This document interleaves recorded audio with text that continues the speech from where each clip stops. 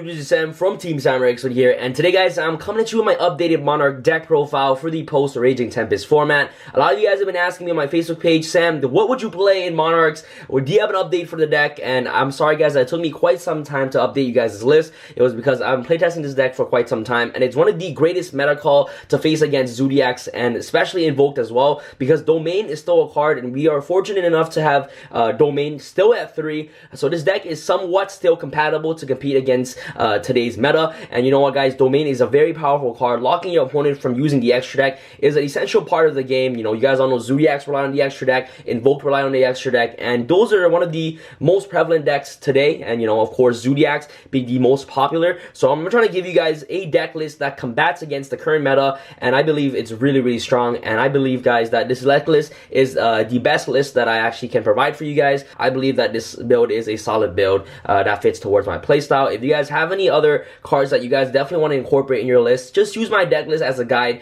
to what you guys want to play in your own deck. And this deck is also relatively budget as well, so if you are starting the game, what is it called, this deck is definitely the deck for you. You know, that you don't want to spend too much money on Zodiacs, and you just want to pick up something that destroys Zodiacs. This deck is kind of like an anti-mana deck, if you guys were to say, and definitely Monarch is the deck for you. So enough talking guys, let's get started with the deck profile. Start with the monsters real quick guys. Let's start off with triple Erebus, the Underworld Monarch, the best Monarch in the deck aside from Aether, of course. And unfortunately, we only have Aether at 1. If Aether was still at 3, 100% I'll still be playing this deck. And you guys can see this is my new Alistair TeamSamuraiX1 Alistair playmat. If you guys definitely want to purchase your own Alistair playmat and support the team, make sure you guys check out my Facebook page. I'll showcase you guys the mat over here. It looks pretty dope in my personal opinion. One of the best mats I designed so far. So if you are interested in purchasing one, make sure you guys message me on my Facebook page for further details. I'll leave a link in the description box below. So anyways, triple Erebus, basically a non-targetable shuffle a card back from the field, hand, or graveyard and back into the deck. One Aether, the Heavenly Monarch, the best Monarch aside from Erebus. It's at 1 for a reason, because it's absolutely broken. Being able to play on your opponent's turn is just really good. So you want to try to get Aether to your hand as quickly as possible through cards like Return of the Monarch, so which is really awesome. And the really good way to always recycle Aether is through Erebus' effect. You guys cannot forget about Erebus' secondary effect, where you can ditch Monarch Spawn Trap card from your hand to the graveyard to add a Monarch monster from your graveyard back into your hand. So that's another way that you can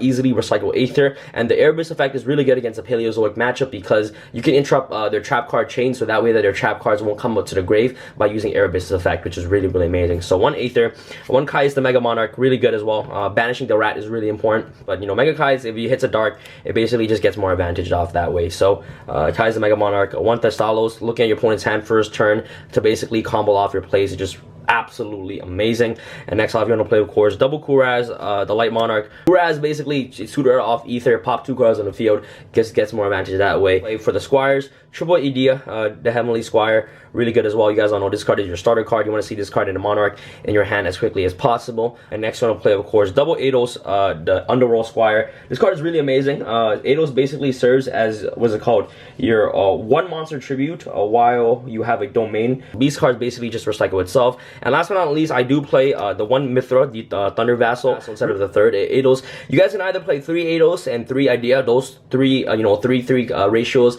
definitely works fine in the deck in my personal opinion. But I definitely like the utility of Mithra, where you're able to get additional tribute summon once you already tribute summon on your turn. So let's say that if you open up with Thessalos, and you open up with Mithra, or you open up with like Erebus, Mithra, and also like a Return and Domain, what you can do is that you can activate Domain, reveal Mithra, special summon Mithra, and you know what I mean, reveal Erebus, special summon, not special summon the Erebus, I mean tribute summon for the Erebus using Domain's effect to make it level 6, tribute off the Mithra, and then if you have Return will activate its effect to search the Thessalos, the Mega Monarch. And then since Mithra was tributed this turn, it will get the effect to additional tribute summon. So what you can do is that you can tribute again for a Thessalos, look at your opponent's hand, and basically send a card to the graveyard, which is really awesome if you open up that combo. So you basically get to look at your opponent's hand and send 2 cards away from their hand. So they're basically playing with a 4-card hand. If you open up with Mithra, Return, or if you open up with Mithra, Thessalos, Erebus, and Domain, or any way to basically tribute summon that turn, it's just really, really good. And the utility of Mithra is just really amazing for that. So that's pretty much it for the Monarch side. And let's go up to our supporting engines. You do want to play double Vandy's Fiend. This card literally locks down every single matchup in today's meta, and kills the Infernoid matchup, kills the Zodiac matchup, kills the Invoke matchup. Once Vandy's Fiend is on the field, if they don't have Regeki Dark Hole, it's just really hard for them to get over this. They can't even slumber because they have to special summon the Kaijus, and if Vandy's Fiend is on the field, it requires them to special summon, so they can't even activate Interrupted Kaiju Slumber. They can't even Kaiju your Vandy's Fiend, which is really, really awesome. So Vandy's Fiend is just really, really broken for that. So double Vandy's Fiend, really great, but only downside of Vandy's Fiend is that it is not searchable through return, but that's the only downside. But if you do see him, in your opening hand, you're pretty much in a great position where you can just go Vandy's Fiend, Domain, it's really hard for them to get rid of that. And if you have a March on the field, it's like GG. To our spells real quick, spells, triple Domain, you guys want to see this in your opening hand, really, really broken.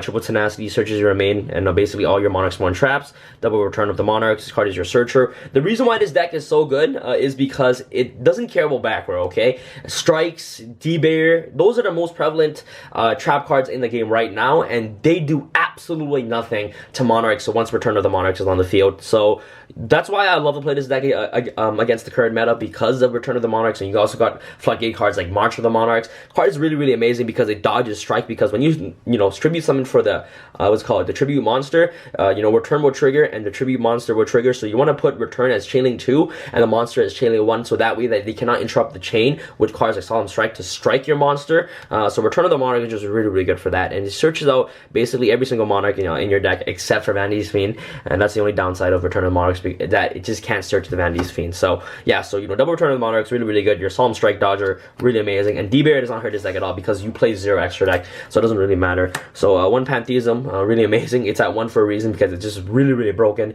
It's just so good. And then, of course, the one on the Monarch Stormforth, really problematic card. Interrupts a lot of play, especially with Aether. Really, really amazing. And you can also easily recycle this card as well. If you banish it to the graveyard with Prime, you can easily recycle it back with Idea. So self-explanatory. Last but not least, March of the Monarchs. Really, really good card. Let's go up to the, our supporting spells. Double Lure Darkness. I didn't want to play Triple Allure because I felt like, most of the time, you don't even want to banish your Eidos or banish your Erebus. But this card basically helps you dig through deeper into your deck for combo plays and just combo pieces overall. So that way that it minimizes yourself from breaking. 1 for 1, really, really good. 2 your Idea, basically is your starter card. 1 Foolish Burial, really amazing. Foolish Burial is really good because it sends Idea to the graveyard to trigger its effect to add a banished Monarch Spawn trap card from your banished pile to your hand, which is really, really good. And this card is one of the best cards in the deck in my personal opinion. Double Foolish Burial goods.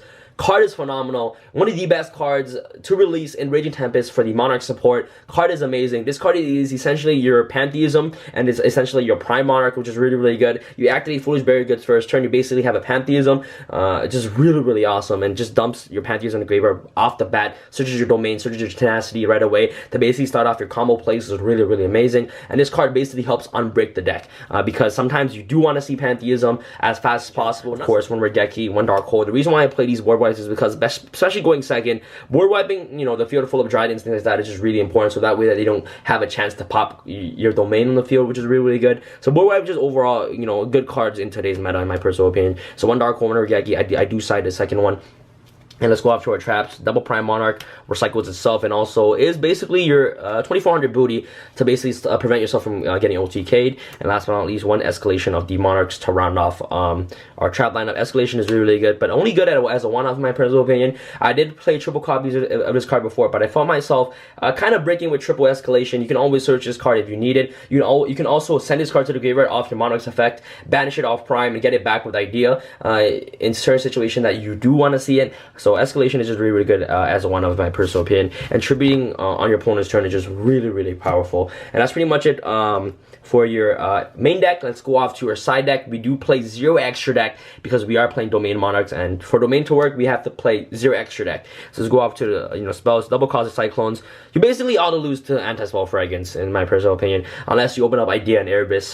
So yeah, but if you have Anti-Spell Fragrance, if your opponent has Anti-Spell up and you do open up Idea Erebus, they're definitely gonna strike you because you can't activate Return that turn. Anyways, you have to set it first before you can activate it. So Cosmic Cyclone just comes really clutch for that. It also hits artifacts as well. Double Denko Sega. My logic behind this is that Monarchs they do need the normal summon, but once you already have an established board while having Idea and Eidos in the graveyard, it's just really good to have Denko Sega, because you can basically summon Denko, you know, to lock down the Paleozoic matchup, to lock down basically the back rows that your opponent has, cards like Stormy Mirror Force, things like that. Especially the cards that doesn't target, Denko basically just wrecks all of that, and especially the Paleozoic matchup is pretty much kind of a hard matchup because of cards like Dino-Miscus and things like that. You know, that's only if you don't have March on the field. So Denko is just an automatic stopper against the Paleozoic matchup, and also once you already have Idea and Eidos in the grave, you basically, you know, summon Denko, activate Idea in grave special, you know, itself, you know, activates effect special summon Eidos, tribute for Airbase, and then you just basically proceed for game from there. Double Chain Disappearance for the you know, the Zoo matchup. One Majesty Fiend, really good card against a deck that utilizes monster effects a lot, and it's also searchable off return, so one copy is definitely more than enough.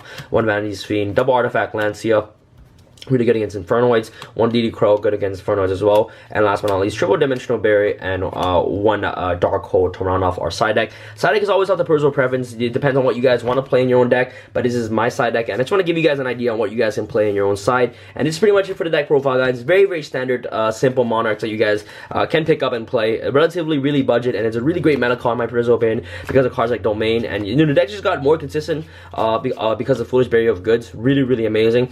Goods basically just enables all your starter plays, and just basically is one of these starter cards that you want to see in the deck. So I actually might even maximize myself on playing triple copies of Goods in my personal opinion. It depends on you know, how I'm liking the card, and you know, through more playtesting, I'll definitely be updating this deck as soon as possible. So that's pretty much it, guys, for this deck. If you guys enjoyed this video, make sure you guys smash that 500+ like button. That'll be really amazing, guys. And I just want to give a huge thank you to the notification squad for always coming early to all my videos. You guys are awesome. Thank you guys so much for watching this video, and if you guys have any questions, leave it in the comment section below. And yeah, this is Sam from Team Samurai. Sam signing out. Alright, guys, peace.